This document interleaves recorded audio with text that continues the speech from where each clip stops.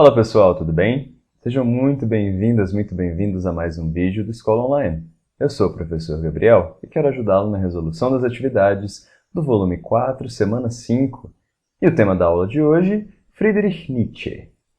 Pessoal, antes da gente começar, como sempre, peço para vocês mandarem um carinho para a gente por meio da sua inscrição no canal. A gente não está cobrando dinheiro não, mas se quiser mandar também, eu posso passar o meu Pix, que é o meu CPF, o meu telefone, e aí a gente combina um bom valor.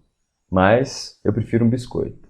Entre um Pix e um biscoito, né? A gente sempre prefere o biscoito, então deixe seu biscoito nos comentários, por obséquio. Vamos lá?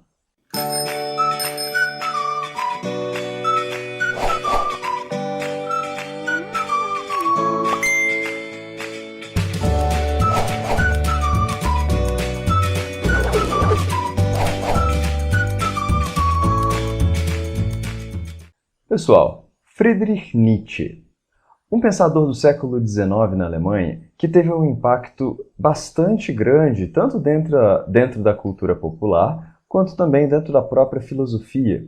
Um filósofo crítico que teceu as suas críticas tanto ao período no qual ele se encontrava, se referindo aos valores morais, que na visão dele estavam decadentes na Europa, quanto também críticas que eventualmente miraram o cristianismo, né? Então são longas as críticas que ele faz à religião cristã e à moral cristã que se constituiu ao longo do tempo.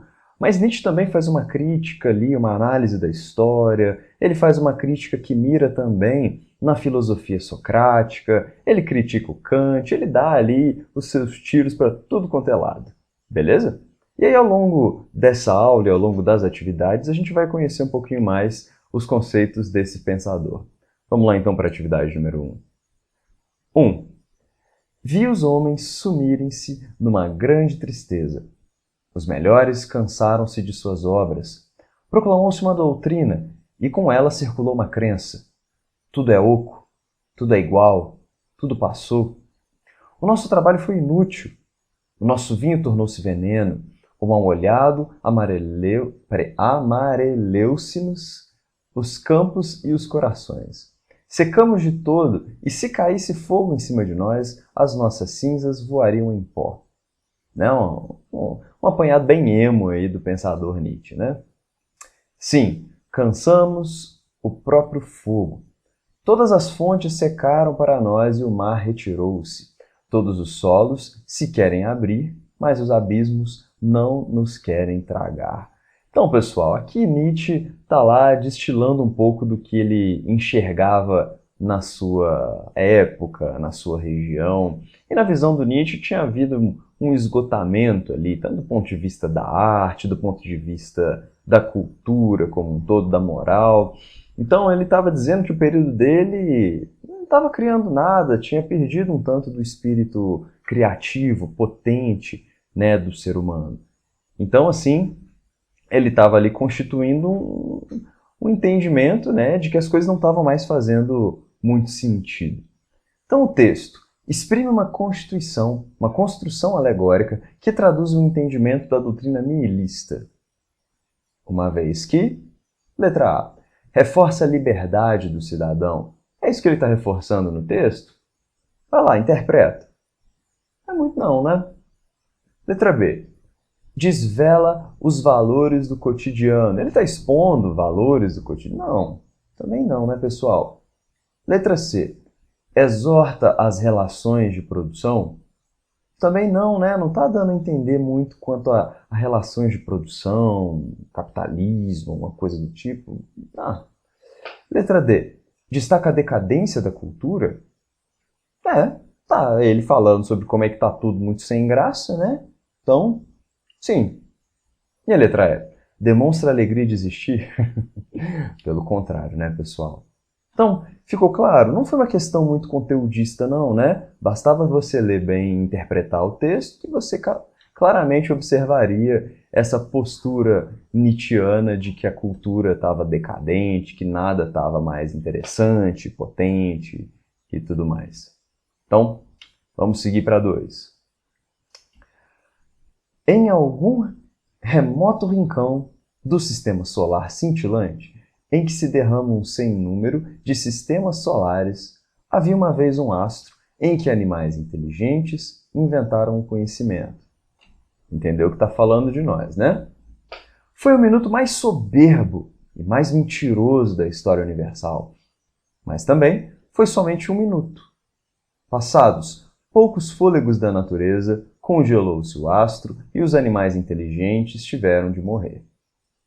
Assim poderia alguém inventar uma fábula e nem por isso teria ilustrado suficientemente quão lamentável, quão fantasmagórico e fugaz, quão sem finalidade gratuito fica o intelecto humano dentro da natureza. Então, mais uma vez, estamos lá aí, lendo um trecho do Nietzsche, em que ele demonstra, dessa vez, né, não o quão decadente está a cultura, mas dessa vez o quão pequena, quão insignificante é a existência humana, dada ali, né, toda a infinidade do tempo, toda a grandeza do espaço. Nós somos o quê? Né, animais habitantes de um planeta, dentro de um sistema solar, dentre vários, numa galáxia que tem ali, que está localizada no universo, tem várias galáxias também. Então, assim, né, o ser humano, na visão desse texto, é pequeno e o nosso tempo, né, para a história do universo é como um minuto.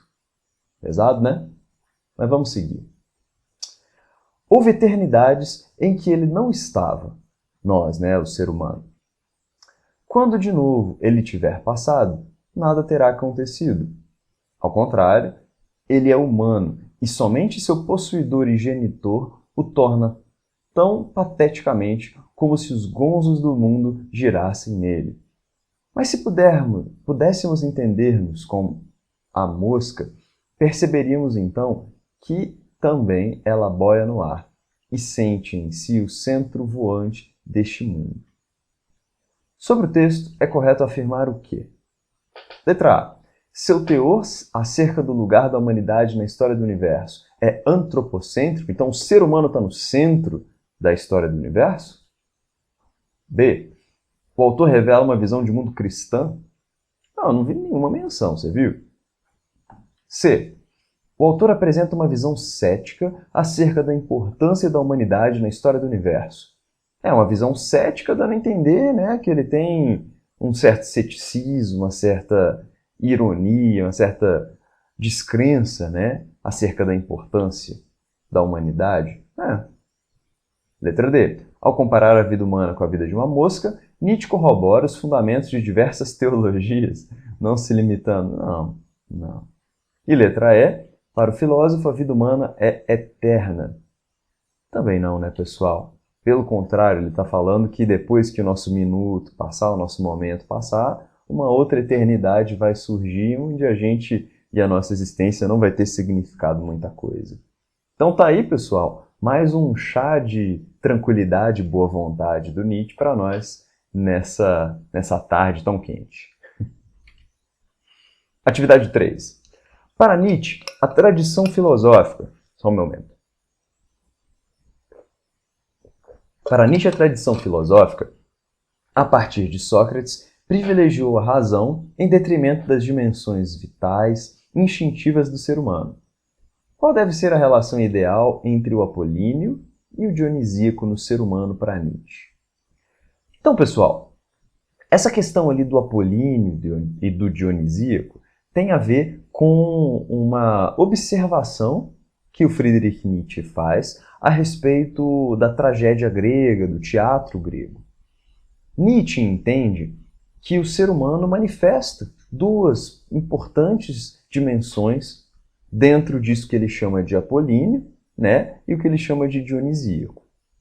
O Apolo é tido como um deus ali da antiguidade grega, muito associado à razão, à beleza, muito controlada, uma certa moderação, enquanto Dionísio é aquele deus grego associado mais ao caos, à festa, a um aspecto mais de intuição, sabe? Então, o apolíneo e o dionisíaco seriam duas dimensões fundamentais, né, dentro do espírito humano, presentes desde essa tragédia grega aí. Acontece que aí está falando na questão, né, que desde Sócrates, né, aquele filósofo grego, bem no comecinho, desde Sócrates só uma dessas dimensões vem sendo mais priorizada, mais admirada. Então, desde Sócrates, o apolíneo, os aspectos mais apolíneos, racionais, controladores, moderadores, né, foram exaltados.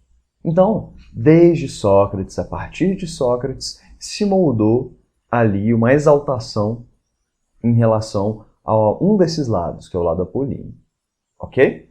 Então, ao longo da filosofia do Nietzsche, o Nietzsche faz uma defesa, uma apologia desse dionisíaco. Ele prega uma retomada desse outro elemento fundamental do espírito humano, mas que é um elemento mais impulsivo, mais ligado à festa. E na visão do Nietzsche, né, esse cultivar de uma vontade de potência, isso teria como um elemento fundamental uma relação mais saudável, né, com o dionisíaco e também, né, por associação com o apolíneo. Então, pessoal, definindo um pouquinho o que a gente falou. Segundo Nietzsche, ambas essas partes seriam partes fundamentais do espírito humano que estão evocados desde o teatro grego, certo? Justo. Só que, como diz a questão e como a gente introduziu, diante da situação de privilegiar o apolíneo desde a época de Sócrates, o Nietzsche, ao longo da filosofia, faz uma ampla defesa e valorização do dionisíaco.